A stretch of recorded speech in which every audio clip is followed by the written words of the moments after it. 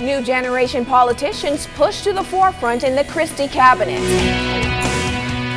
shot in the back of the head in Nassau Village. That story coming up in the Bahamas tonight. And price control is on the move, even at the movies. Now in HD.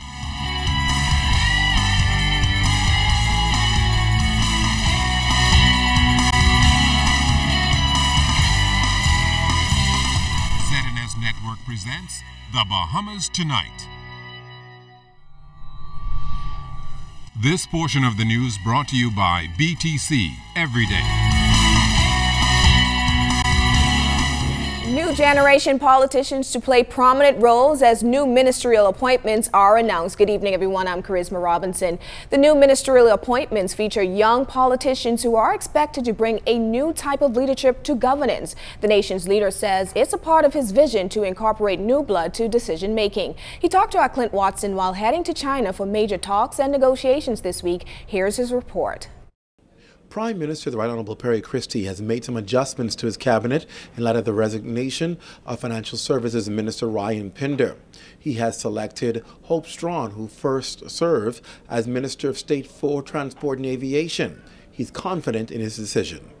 Hope will be a very strong minister, and I think once she gets a hold of the ministry, she's going to be a very dynamic participant, similar to Ryan Pinder, and therefore she's an esteemed lawyer now, and I expect that she's a quick study and be on top of situation by the time I get back. Minister of Transport and Aviation, the Honorable Glenys Hannah Martin, is happy to see the advancement for Strawn, saying that she's qualified on so many fronts. We were a team of sorts. She chaired the Port Authority. She was highly competent there, and then as Minister of State has been invaluable in the work that we've sought to achieve and will achieve. And so I'm very pleased for her personally as a friend and personal acquaintance of hers, but also as a woman serving in government, to see yet another woman rising to the office of minister. I think that it's going to bring enriching the mix. She sits in there before now. She now sits as a full minister, and so I think it's going to enrich in the mix. So I'm very pleased about it, and I think that she will be an excellent Minister of Financial Services, Trade and Industry, and I think she's going to bring some interesting dimensions to it. And I think the Bahamian people should feel very proud about this new dispensation.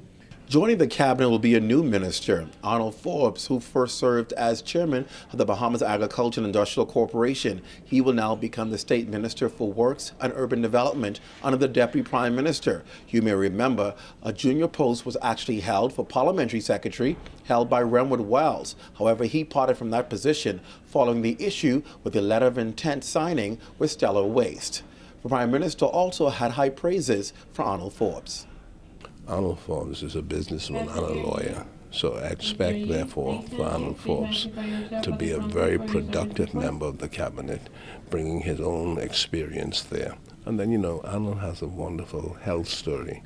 He received a kidney from his wife, and I think there's a lot of romance in stories like that, where your life is threatened and a wife gives you a kidney. And so, as a former athlete, he was a high jumper. He's a good representative, and I expect a lot. And this is part of the process that I will continue. You will find in this term that I will continue to invest in the younger members of the government and to give them more and more authority as we move on. Now, Forbes will be replaced as chairman by the Deputy Speaker of the House of Assembly, Dion Smith, and Member of Parliament for Nassau Village. We can also tell you that at this point, there's no word on whether there'll be other changes coming in the cabinet. However, Prime Minister is leading a delegation to China, where he will engage in bilateral talks regarding the Bahamas and China, and of course, his first duty as the new chairman of CARICOM. Traveling with the Prime Minister, Clint Watson, ZNS Network News. The Progressive Liberal Party congratulating Seabreeze Member of Parliament Hope Strachan and Mount Moriah MP Arnold Forbes on their cabinet appointments, as well as Nassau Village Member of Parliament Dion Smith, who will lead the Bahamas Agricultural and Industrial Corporation. PLP Chairman Bradley Roberts says the appointments of new generation leaders prove that the PLP's parliamentary caucus has a deep bench from which to choose. Roberts also took the time to congratulate the Prime Minister on his ascension to the chairmanship of CARICOM. Mr. Christie will lead the Caribbean community for the next 6 months. The PLP chairman called it a red-letter day, saying he's confident that the Prime Minister will represent the region well as he advances our common interests on the international stage. Value-added tax went into effect on January 1st at 7.5%, and while the rollout has come with some businesses experiencing challenges, Chamber of Commerce and Employees Confederation Chairman Gowan Bowe says the business community and consumers will adapt to it as a necessary evil. The Coalition for Responsible Taxation, an arm of the Chamber, was one of those initial voices asking government to consider alternatives to the tax. Bowe says consumers were worried about the initial burden to their purses, while businesses were concerned the burden of collecting taxes was being placed on them. Their only cry now is to say that there's still the continued dialogue so that we understand how to administer this. When we are collecting it, we understand that there's going to be huge efforts for compliance so that we don't have rogue businesses collecting VAT, not remitting to government, that will cause problems for the other businesses. We want to be satisfied that the government is spending the money as it should. Several businesses reported software glitches at the onset, SuperValue being one of them. Bowe also cited challenges by petroleum dealers who had issues with price control and how pricing information was passed from government to them. He anticipates more unforeseen issues. Things like professional services in the financial service industry still have a lot of things that are going to come out as we start to either invoice clients, start to have to keep records and do invoicing, etc., do our filings. So there are things that are going to be challenged, but I think most importantly is it came in with minimal fanfare. Inspectors from the Price Commission were out in full force at SuperValue food stores today, investigating the cost of bread basket items on store shelves. The ramped-up inspections are to ensure that consumers are not taken advantage of in the wake of the recent implementation of value-added tax. Cleopatra Murphy has the details. Chairman of the Price Commission, E.J. Bowe, and inspectors with the commission carried out inspections on bread basket and extended bread basket items at SuperValue food stores this afternoon in response to complaints of price gouging by consumers. 11 items from the extended bread basket list, including soap and sardines, were removed from the shelf at the Robinson Road and Golden Gates locations for further investigation after their pricing guidelines were not on display. Bowe explains the issue. The price is not like the bread basket items which we calculate and have in a bread basket schedules. These are checked based on the documentation, what they paid for the goods, landed, etc.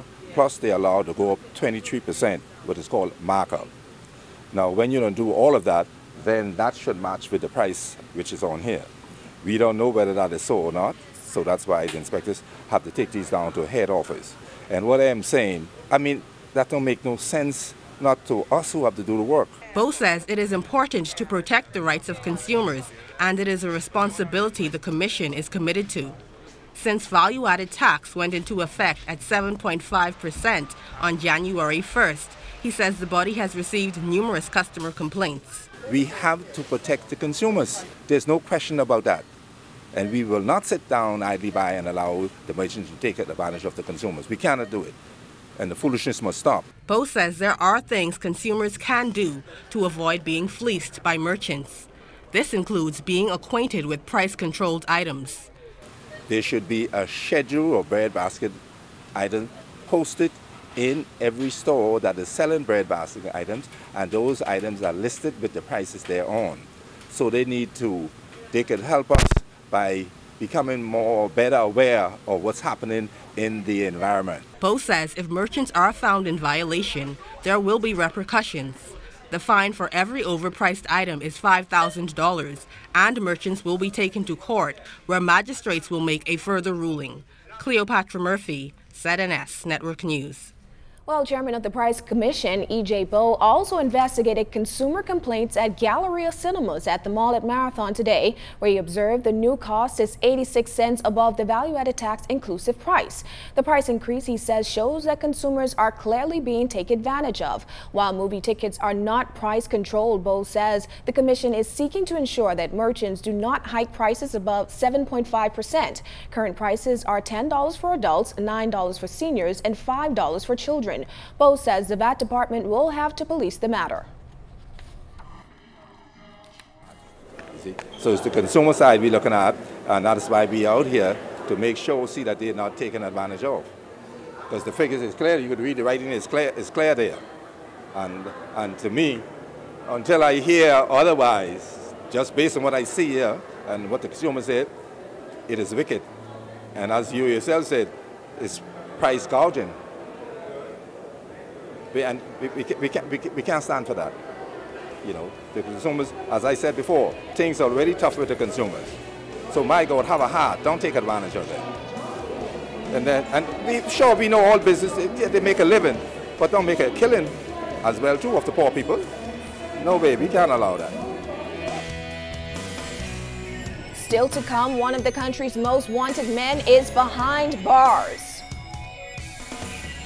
And a murder accused has his day in court. You're watching The Bahamas Tonight.